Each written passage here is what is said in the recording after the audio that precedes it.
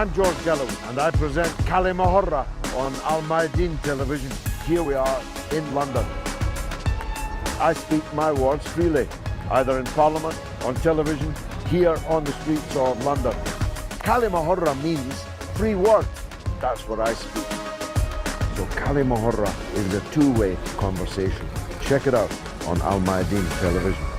Welcome to كلمة with me, George Galloway, on Mayadeen television, coming to you from London, but talking about France, where 260 people have been cruelly murdered by terrorists since 2012, oftentimes in the most gruesome possible way.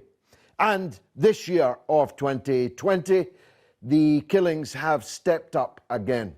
Nothing like the scale of 2015, when well over 100 people were murdered by fanatics on the streets of Paris.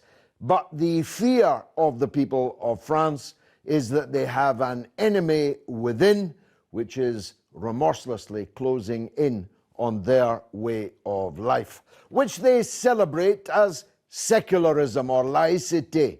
They have made a constitutional point that religion will not dominate the state of France, that it is a republic which is secular. Now, every right-thinking person will stand always with the victims of terrorism and condemn unequivocally the perpetrators of terrorism. But there are 2 points that are troubling Muslims in France, but all over the world, about President Macron's war that he has declared on what he calls Islamist fanaticism. At least 2, maybe more. The first one is that France has spent the last 10 years supporting precisely the kind of people who are carrying out these gruesome murders in France, arming them, proselytizing for them, voting for them in international fora, and financing the infrastructure of terror as long as it's in other people's countries. I take absolutely no pleasure in making that point, but I did tell them so. I did tell France and Britain and the United States that this policy of supporting monsters in other people's countries, but trying to fight those monsters at home, was not only immoral, but extremely likely to fail. Because, of course, as anyone who has ever read Mary Shelley's Frankenstein knows, if they've read it to the end, that once you've made a monster, it's no longer in your control. That's why it's called a monster. The second troubling thing about President Macron's anti-Islamist jihad is this. He seems to imagine that he has the authority to, and I quote, reform Islam, to make an Islam of the Enlightenment. That's what he said.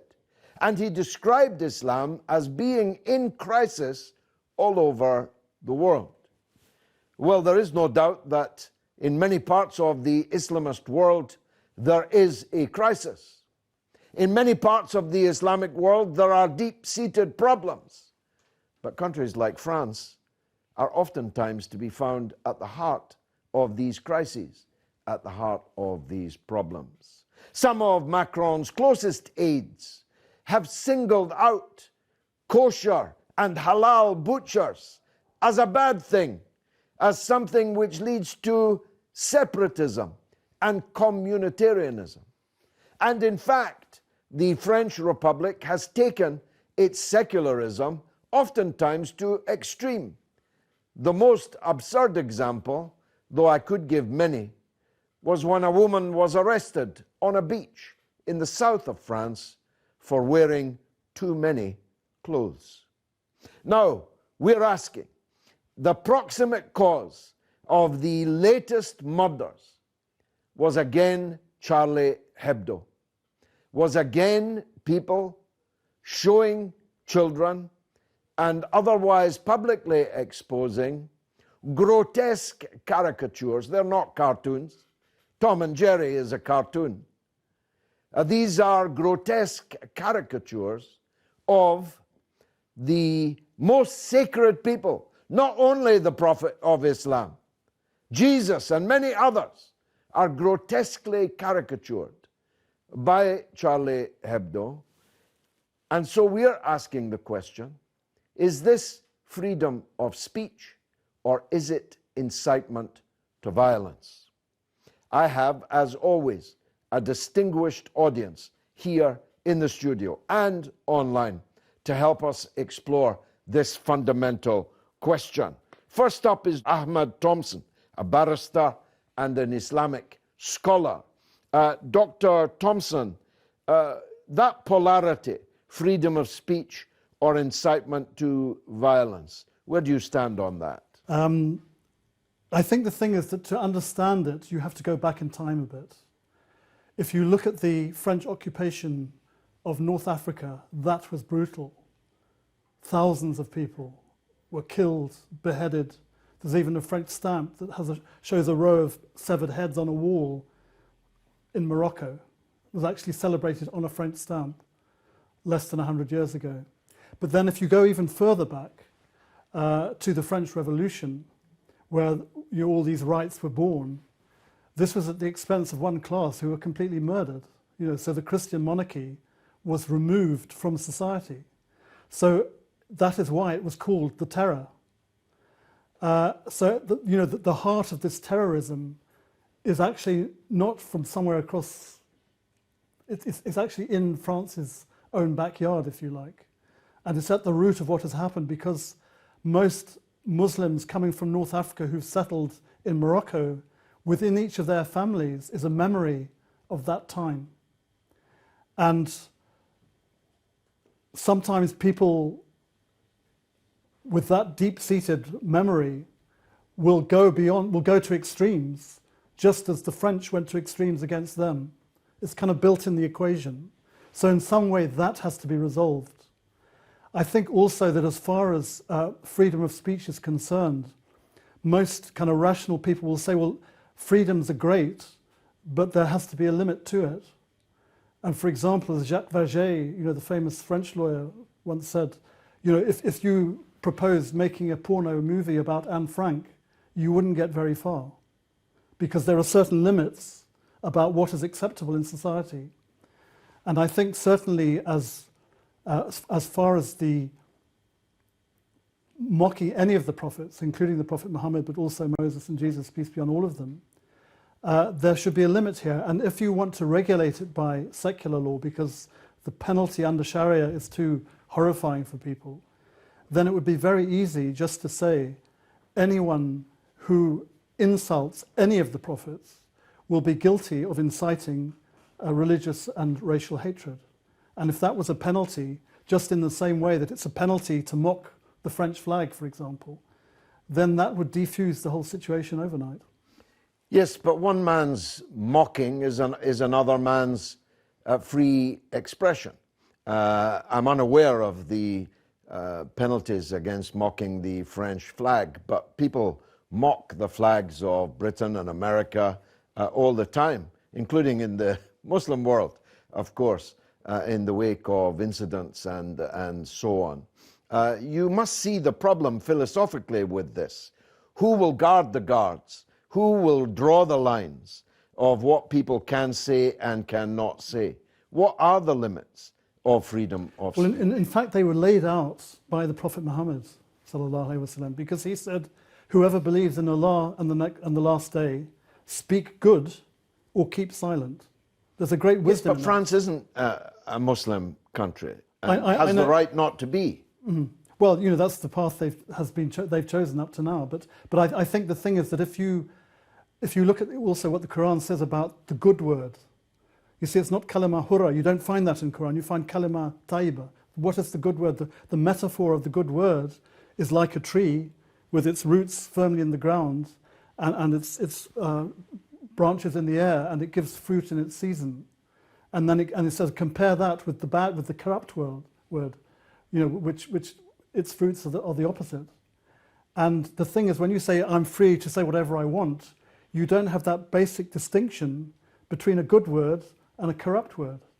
And really, this is something that all the secular societies need to learn, because otherwise this situation will occur again and again and again.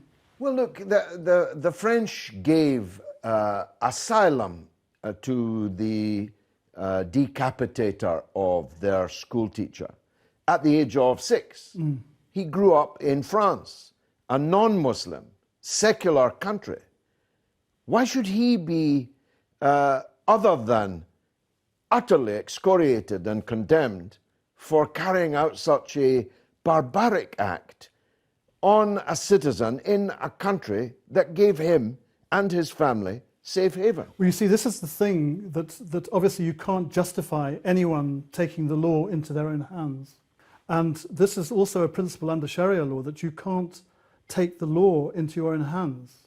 Now, under Sharia, the penalty of insulting the Prophet is death.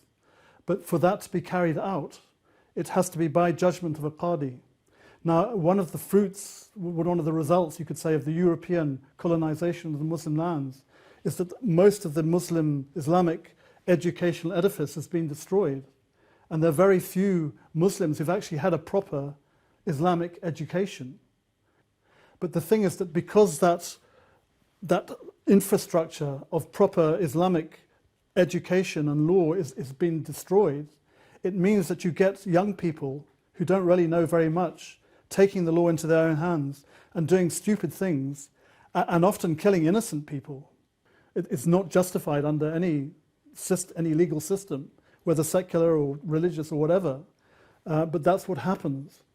And again, this is the result of the European colonial era. Reverend Frank Gelly, Anglican Christian priest, writer and peace activist, where do you stand on this dichotomy? Freedom of speech, incitement to violence and hatred? Well, I actually wrote 2 online articles about what is going on in France. One prior to the latest outrage, where in a church 2 women, innocent women, were attacked, decapitated, and an unarmed caretaker. The first article was entitled Macron's Crusade. He didn't use the word crusade. He is cunning enough not to, but it is a declaration of war on Islam. When he talked about fighting Islamic separatism, liberating Islam from foreign influences, and so on. So I used the word crusade, but I also quoted Karl Marx, who said that history often repeats itself. First as a tragedy, and second as a comedy. The medieval crusades, look at them, whatever you like, they were in the name of faith and undertaken at the behest of a pope. But this, if it is a crusader, after all, the historical crusaders were mostly French, is in the name of what you mentioned, la laïcité, which is this French dogma. The question of free speech, I want to talk about that. And here I must wax theological. The beginning of the Gospel of St. John mentions the word logos. And the beginning was the logos, which it means a kind of entity which is God, part of God, spirit of God. The logos also in Greek means word. It is, so there is the idea that and the beginning was the word, speech. But you've got to hold it in a balance with freedom. Because God gave humanity freedom. Garden of Eden, Adam and Eve were allowed to sin, to listen to the serpent and pluck the forbidden fruit. So there is this paradox. We have freedom to use a speech which is ultimately derived from God, and we can abuse that speech. Now, how do you go about limiting? I want to say also something. Islam has a great tradition of free thinking. There's a great Islamic Arab poet called Al-Ma'arri, who was a blind philosopher, and who wrote some incredibly sort of free-thinking words. He said, you know, the prophets were not telling the truth. And nobody killed him. Nobody attacked him. He lived all his life in the Middle East, in Syria, in Baghdad. There's another episode which actually is very dear to my heart, an episode related to the Prophet Muhammad. I could go on about this, I mentioned him, but when he was in Mecca, on one occasion he went to a place called Taif, which is near Mecca, to ask for support. He was denied support, and the local leaders incited the riffraff, the scumbags, attacked the Prophet. He was stoned, he was wounded, and he had to leave Taif. And he found shelter in a garden, and in the garden, after having cried, he said, "Oh God, forgive them, because they do not know I am your prophet." Powerful. You know, that is not the Muhammad who is portrayed by both Islamophobes and some jihadis. Robert, Robert Carter, journalist, broadcaster, as a writer, as a broadcaster, you have to be seized of the danger of forbidding freedom of speech, aren't you?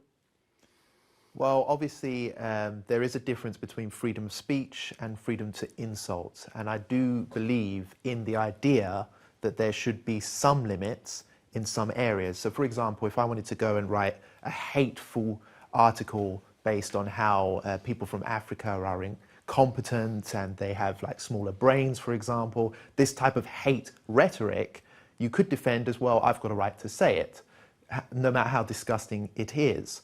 But luckily we live in a system where we're enlightened enough to put limits on those types of hateful ideas. And we know from past experience how those types of hateful ideas, if spread and given the freedom to grow, can flourish and can lead to damage in actual society and can spread dissent across the land. So although I am an advocate for freedom of speech, I do also understand that there are clear limits that have to be set. France has set those clear limits in some areas, like denying of the Holocaust, for example, that horrific historical tragedy which occurred. That has limits, understandably so, because it would deeply upset and offend minority groups, particularly the Jewish community around the world. But when it comes to Islam, when it comes to Muslims, there appears to be no limits whatsoever. You can say and do anything, no matter how offensive it is, no matter how many millions of Muslims around the world are deeply upset by it.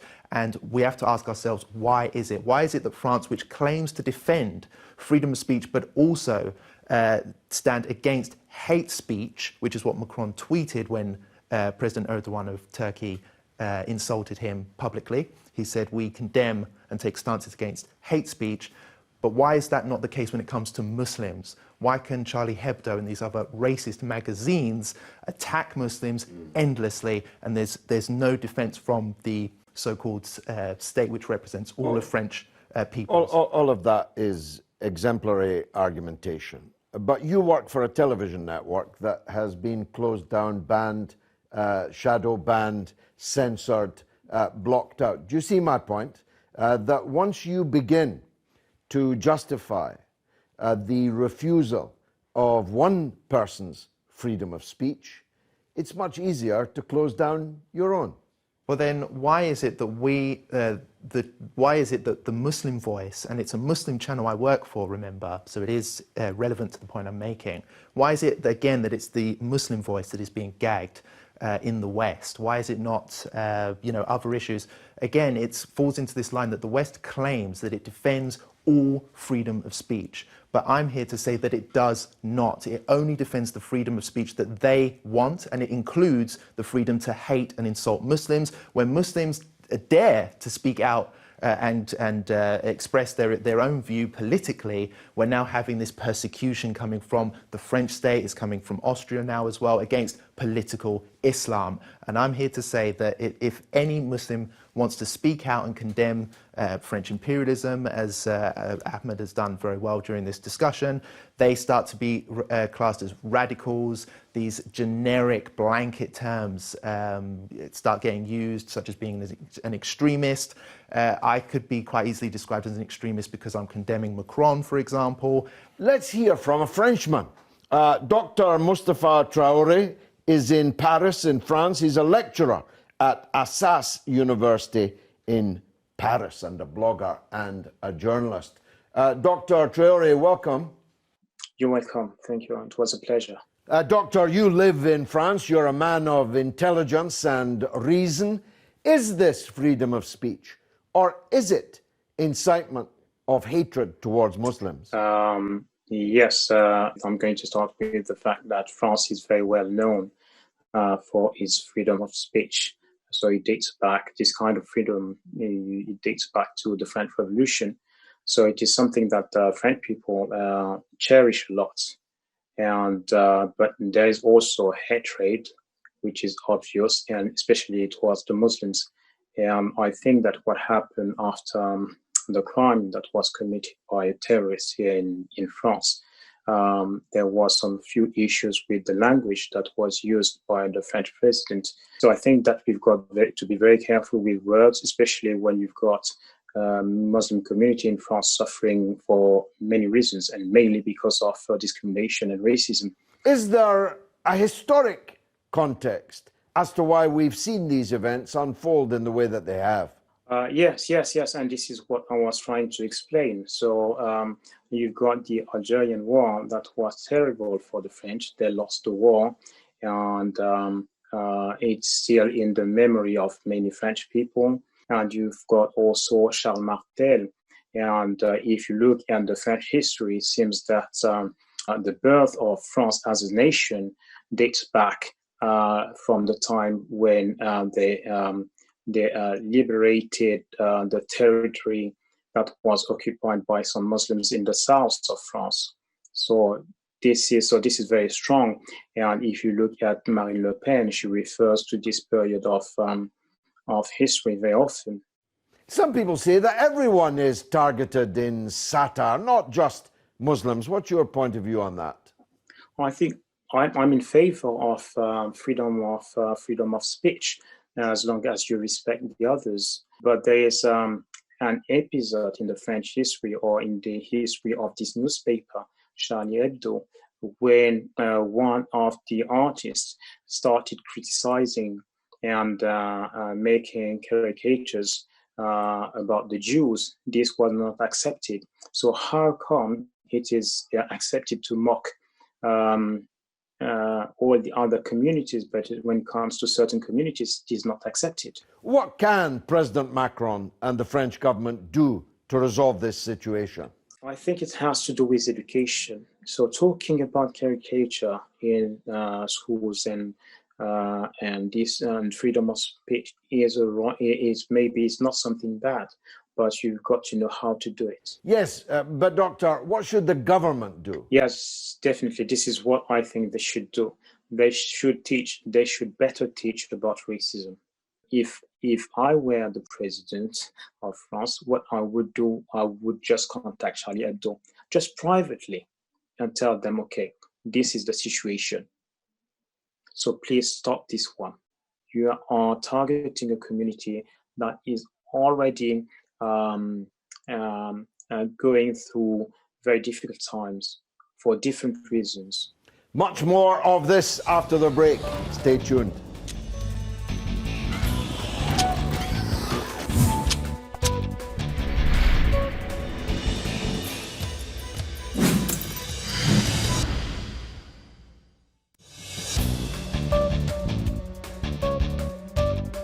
You're watching كلمة with me, George Galloway, on Mayadeen television, coming to you from London, but discussing France. Ahmed, there's something inherently ludicrous, isn't there, about a politician here today and gone tomorrow announcing that he's going to reform somebody else's religion. That's doomed to failure apart from anything else. Well, I think it's very important to look actually what is the meaning of religion. It comes from the Latin word religio, which means to bind together. And it always reminds me of William Blake's lines, and priests in black gowns were walking their rounds and binding with briars my joys and desires. It's something that was restrictive. And in fact, when you look at any secular system, that is a religion. You know, la laïcité, that my pronunciation is not very good, but that is a religion. And Macron is one of its high priests. And you could say that in defending his religion, he has gone to extremes. I mean, things like banning butchers, for example, which would have to be kosher. butchers as well as halal butchers. Why does going to a halal butcher mark you out as a separatist any more than going to a vegan food store marks you out as a separatist? Well, I think, again, if you look at the history, since the French Revolution, it's not only the Muslims, it's also the Christians have taken a real hammering, from the ruling elite of France. And a lot of people have suffered, have been killed, have been murdered, have been persecuted. So really, their rights are not respected. And this is always the inherent contradiction. You'll find that any secular society that talks about rights as this wonderful kind of liberating influence in society, somewhere in it there is one group that has completely denied all their rights. So for example, if you look at America, whose Bill of Rights followed close on the French Bill of Rights, you find there that the American native Indians had no rights at all. They were massacred, they were marginalized, they were given the worst land. And even today, and the people writing the Bill of Rights themselves held slaves. Yes, so yeah, and this was the other, the second group that had no rights were the African slaves, and the after effects of that we still see today, especially in the Black Lives Matter movement, which has really in the last few months taken off, but it's always been there, bubbling under the surface, and so this is the contradiction within this, great proclamation of rights. When you go drill down into it, you find a contradiction. You find always there's a group in society who have no rights at all, and this is its fault. And I think, again, you see, it's important just to look at what the Quran says about this and what the Prophet Muhammad said about this, because the Quran says, don't backbite. And the companions asked the Prophet, what is backbiting? And the Quran goes, it says, would you like to eat the flesh of your dead brother? It equates backbiting with cannibalism. And they said, well, what is it? And the Prophet ﷺ said, it is to speak of someone what they wouldn't like to hear if you were saying it to their face. And they said, well, what if it's true? He said, if it's true, you have reviled them. And if it's false, then you have slandered them. So again, this comes back to his freedom of speech was only to speak good of people or to say nothing. And once someone came to him and said, do you know about so-and-so, about such and such a person? You wanted to say something about, he said, don't tell me. When I meet him, I want to meet him with a good opinion of him. So he You ever said a bad word about Donald Trump? Yes, I couldn't help it. Reverend Frank. But I've said a few good words of comfort via tweets to him as well. Reverend Frank, do you think there's any concept in Europe, in France, in England, about this dichotomy I referred to earlier, that we are manifestly, in plain sight, supporting the very same kinds of people that commit atrocities in our own country, but we're supporting them in other people's countries? I mean, by anybody's standards, the New York Times referred a decade ago to the flicker of Al-Qaeda that the writer had detected in the so-called Syrian opposition. That flicker became a furnace. Yet this so-called Syrian opposition is supported until now. And when Joe Biden comes in, will no doubt receive still more support. Any contradiction there? Anyone notice it? Yes, there is a contradiction. We are talking about power politics, which of course rise roughshod over moral principles and ethical behavior. And at the end of the day, they don't give a damn about the contradiction because they do what is in the interest, in the perceived interest of their politics. They would deny, of course, they're doing what you say they're doing, but objectively they are. Now, the question concerning, I want to talk a little bit about free speech, because actually what Robert was saying, we can't offend people concerning, well, part of me really would be an out and now libertarian. Only part of me. Anything and everything should be said. And I find, because that would really be, as it were, a celebration, a reality of what free speech means. And I would say, some people are offended. But you can not only say things which do not offend, because we will be a very sort of castrated. Well, I offend political leaders all the I time. know you do. That's why we love you. But think of it, Reverend. Suddenly someone comes along and closes down his Twitter, his Facebook, my right to broadcast, your right to preach, because they say that what we are saying offends. Yes, is unacceptable. But I have to say, even the left here is not completely innocent, the virtuous left, like the Guardian. They're guilty, because yeah. they took objection to what there is something called the Free Speech Union. And they said, but then what do they want? They want to celebrate Hitler's birthday, or they want to celebrate people who use the N-word? Well, I mean, what they're saying is we don't want freedom of speech, which contradicts our own beliefs or icons. But, I go back to that famous phrase, I do not agree with what you're saying, but I will fight to a death for your right to say it. So there should be a right to say. Now, I also acknowledge that there may be limits in the third, for example, inciting people to murder someone. No, that should not be allowed.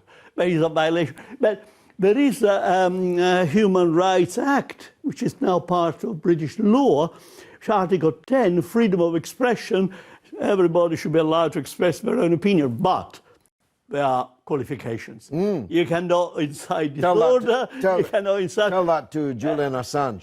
Robert, there are limits, of course, to freedom of speech. You can't shout fire in a darkened, crowded... I'm sorry, that's an old cliche. Come on, we are not talking about that. No, it's a good one, though. It's a cliche because it's often used, because it's true. You don't have the right to stand up and shout there's a fire in a cinema, because other people will be hurt in the in the consequent melee. I have a right to swing my fist, but it ends at the point of your nose. This balance, and who draws the balance, is at the heart of this debate, isn't it?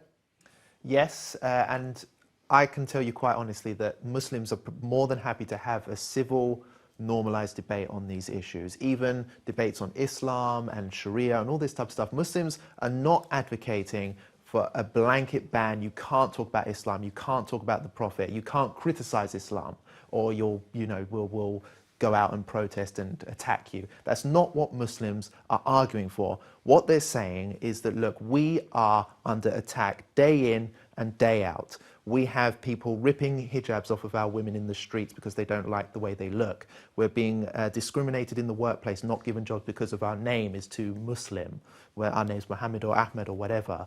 And Muslims have been putting up for it for so long.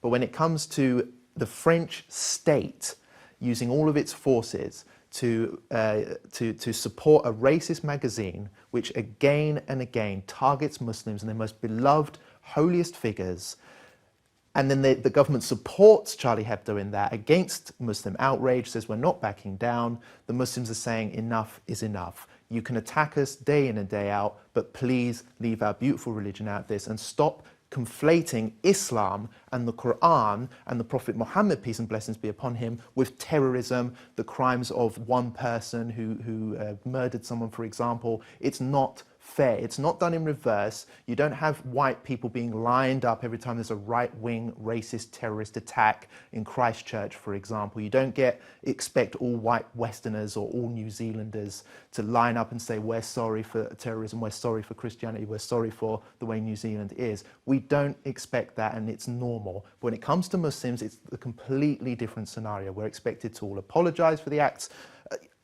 People come on my Twitter feed when I say, simply, when there was the beheading took place, all I said on Twitter was, this has nothing to do with the Quran. The Quran is a book of peace. Because obviously you have people saying, well, this is a problem with Islam.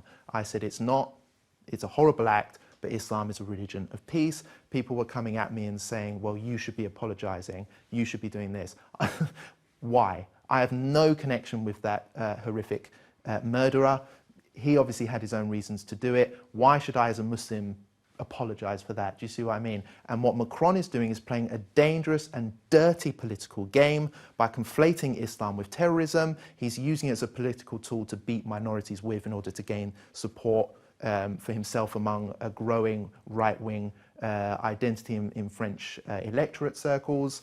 And all I'm saying is leave Islam alone, leave the majority of Muslims alone, but Muslims are not the enemy here, and Islam is not a religion that promotes hate or terrorism or anything like that. Let's hear from Hamza Andreas Sortsis, who is in Istanbul in Turkey, but is an instructor and researcher at the Sapiens Institute in London. Hamza, these events are seen as a reaction to the provocations of the likes of Charlie Hebdo. What's your view on that? Thank you, George. That's a good question. Basically, there's a few things that we need to say about this. First and foremost, the kind of violence and the killing of innocents is nothing that anyone is supporting and should support, and it is totally something that can only be described as evil. However, we have to understand the social political context here, and we need to realize two main things. Number one, this has nothing to do with freedom of speech, because according to academics, according to philosophers, according to anyone with a brain cell, they understand that there's always going to be restrictions to speech in some way because of a competition of values. This is something that the academic David Van Mill highlights very clearly. He says there are restrictions like hate speech laws, and you can't be racist, and libel laws, so on and so forth, because of a competition of values. We value other things too. So this clearly highlights this has nothing to do with freedom of speech, but rather about what the laicite extremists, those people who back state-sanctioned secularism, right, in an extreme way, it's about what they're willing to value. And it's obvious that they don't value the dignity of a minority, or at least a particular minority, the Muslim community, because we've seen in law and in public life so many restrictions concerning defamation of other minorities and their beliefs. So why is it one rule for one minority and another rule for another? So this exposes a kind of laicite hypocrisy from that point of view, and it's got nothing to do with freedom of speech. The Muslim community, Islam, in fact, is all about intellectual dialogue, but in the context of respect and in the context of achieving the objectives of freedom of speech, which is truth, accountability, and progress. And what's very interesting, if you look at the raison d'etre, the reason for existence of freedom of speech in the first place,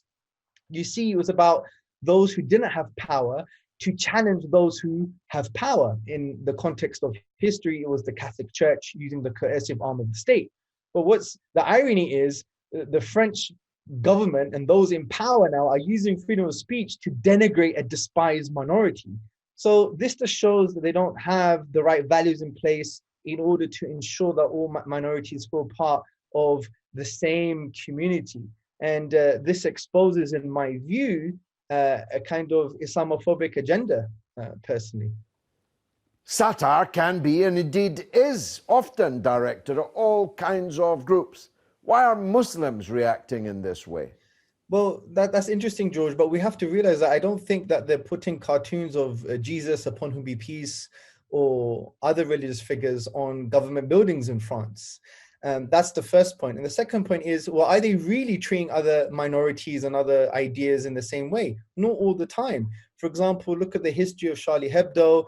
Look at the history of, law in France. For example, there was a legal ruling concerning the defamation of Jesus, upon whom be peace, when one judge ruled that that shouldn't happen because it's insulting the deeply held beliefs of the Christian people. Also, Maurice Senet, for example, he worked in Charlie Hebdo for around 20 years. He drew cartoons of Sarkozy's son and his kind of relationship with some Jewish lady, and he got sacked as a result. And there's so many different examples all around Europe to show the kind of double standards. But the thing I like to say is, one of the values that we should have in a civilized society is actually civility.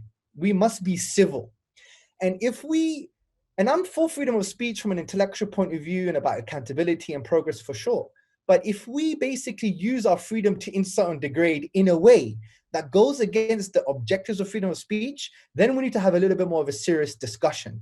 For example, say if I was Stephen Hawking, the late professor and I want to talk about the truth of my scientific theory, and I start the scientific theory by addressing the audience and saying to them, every single one of you are imbeciles and you're unintelligent and you should have been aborted, right? Your mother should have aborted you. Now, that's not going to be conducive to me communicating the truth of my theory. Likewise, if I want to take the Chinese government to account for the oppression of the Uyghurs, and I start by denigrating and defaming Chinese culture and religious practices, that's not going to be conducive to accountability. So we see very clearly, just these thought experiments, that being uncivil goes against the objectives of freedom of speech. I know there are gray areas. The minute you talk, the minute you express yourself, you have to risk being offended. But there are some black and white areas too. And I'm a promoter of civil discourse. Let's be civilized. And what Macron and the likes of the laïcité extremists, what they're promoting in actual fact are not the objectives of freedom of speech, truth, accountability, and progress. In actual fact, they're promoting being uncivilized. And finally, what should the French government do in response to these events? Well, they should start being civil. They need to start being consistent, number one. They need to stop being ideological against minorities, especially the Muslim community.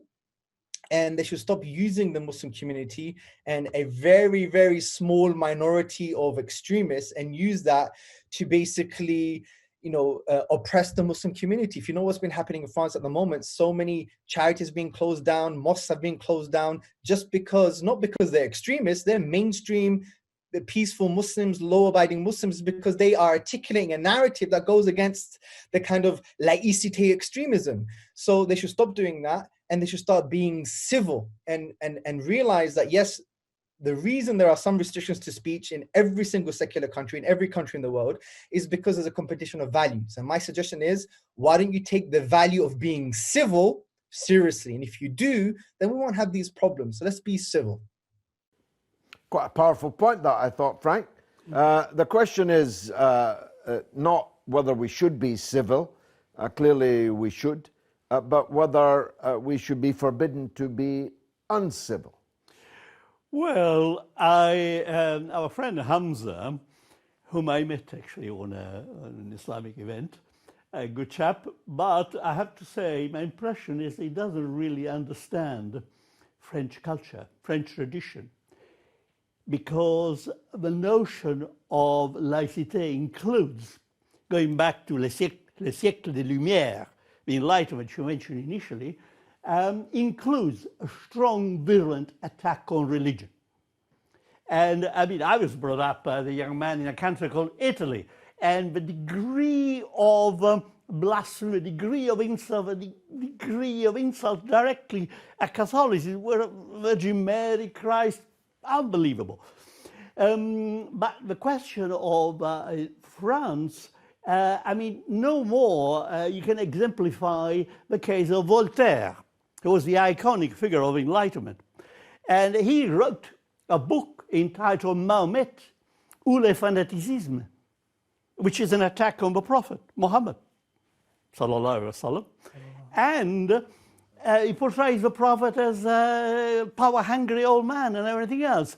And that, now some people say actually Voltaire wanted having a go of a Pope and use the Prophet as a disguise. But actually, yeah. I mean, they're quite two different figures, the Prophet and the Pope. But the question is, so there is a very rooted tradition of attack on religion, which may be quite, as obviously as a Christian, my religion is vilified every day, even in this country, films, comedians, and so on. I want to say one thing which Robert said, Muslims want to practice their religion privately, but was it not Ayatollah Khomeini who said all of Islam is, all of the Quran is politics?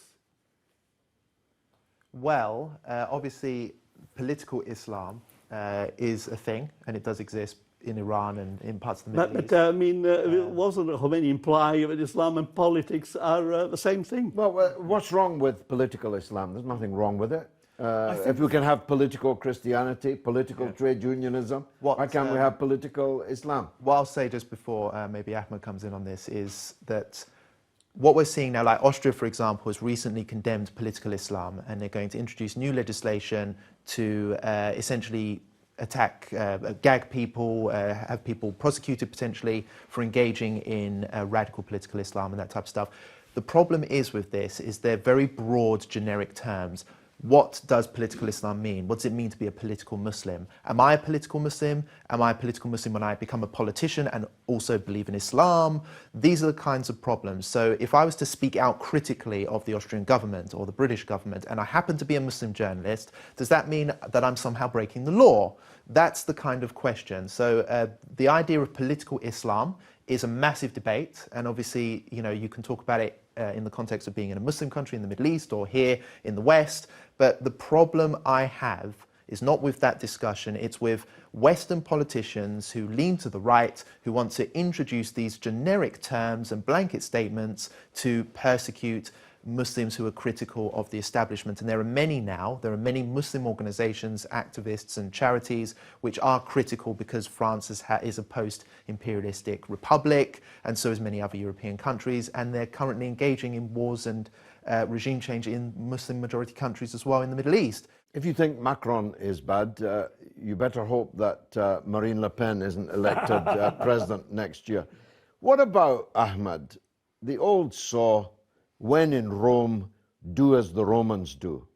Muslims cannot expect to live in France as if it was Saudi Arabia, and they certainly can't expect other people to live in France as if it was Saudi Arabia. If you want to live the full Monty Muslim life, you need to live in a Muslim country, don't you? I think the thing is that Macron puts forward his view as if he has no other choice. And so what we see in France especially, but Austria as well, is this polarization. You know, in Switzerland to a lesser extent, in Germany to a lesser extent, but this kind of polarization. But if you look at, for example, at what has happened in England, there the conscious choice has been made by the media not to republish those caricatures as a sensible step. And the result is that we haven't had the same kind of brutal incidents taking place. You know, so from out of mutual respect has come a dampening down of extreme views and extreme actions. And ditto, it's not banned in Britain to wear a niqab. Yeah. But it is banned in France. And also, I mean, there's a lot of Muslims who say, well, in fact, niqab is not part of the teachings of Islam, it's a cultural thing. You know, what comes with Islam is the hijab. You know, the Prophet said, when he was asked, how should a woman dress? He said, everything should be covered except for this and these.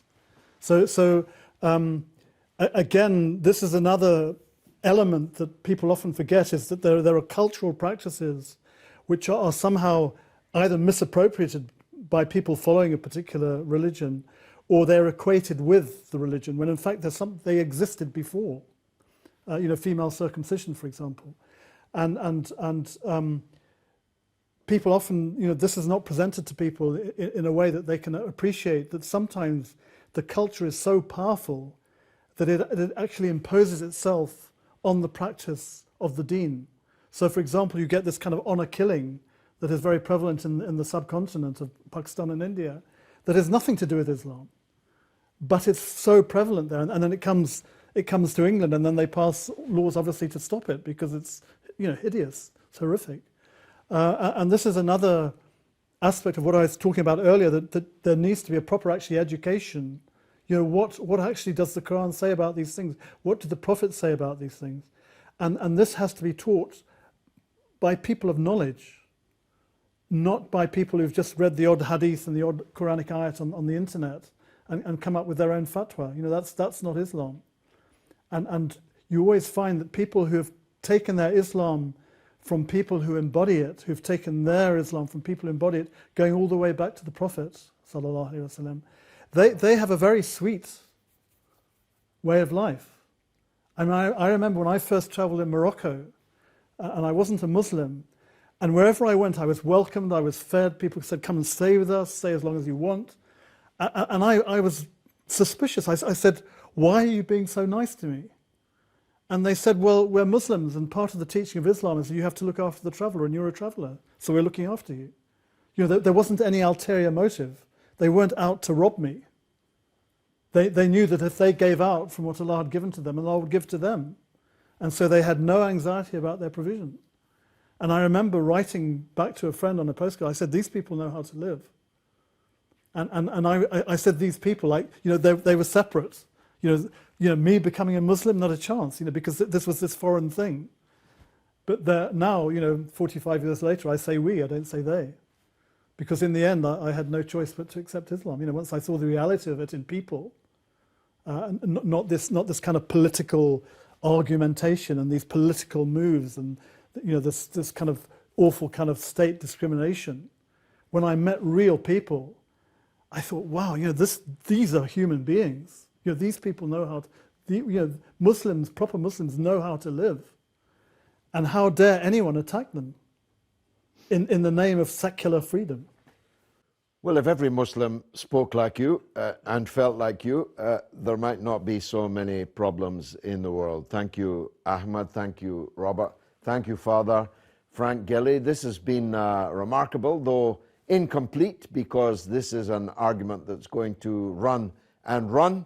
But it's a good groundwork, I think, for people understanding the debates which are now raging in Europe and the Western world about how to handle the presence of Islam in their countries. I've been George Galloway. This has been Kalima Horra. You've been a marvelous audience. Thanks for watching.